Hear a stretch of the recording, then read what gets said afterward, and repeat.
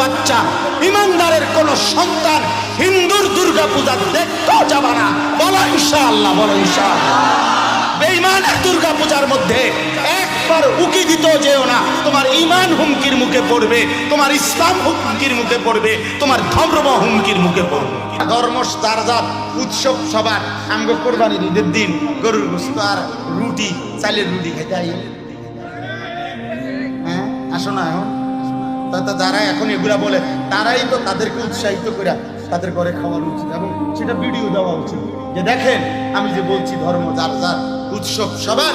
অতএব আজকের এই ঈদুল আজহার কোরবানির দিনে আমি 30 জন হিন্দুকে আপনাদের আশীর্বাদে আমি নিজে বসে থেকে গরুর গোশত ও রুটি খাইয়েছি।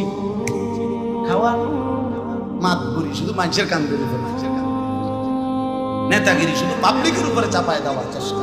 আমার ধর্ম, আমার ইবাদত, আমার আনন্দ, আমার শখ, আমার ইসলাম, আমার আল্লাহ, আমার রাসূল, আমি অন্যের কাছে যাব না। কেন যাব? বল যাব না ইনশাআল্লাহ। বলেন ইনশাআল্লাহ, সবাই বলেন ইনশাআল্লাহ।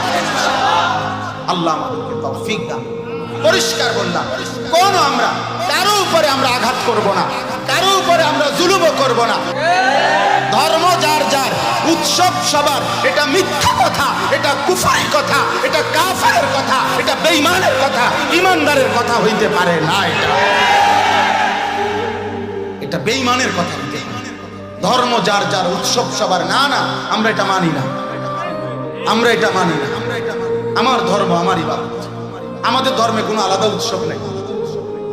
রমজানের ঈদ এটা উৎসব, তাইলে আমরা 2 রাকাত নামাজ পড়ি কেন আলাদা? কোরবানির ঈদ এটা উৎসব, তাহলে আমরা আলাদা নামাজ পড়ি কেন? আলাদা নামাজ পড়া এটা উৎসব, কোরবানির দিনে পশু জবাই করা এটা উৎসব, এটা ইবাদত। বলেন না কেন? মুমিনের হাসি ও ইবাদত, মুমিনের কান্না ও ইবাদত।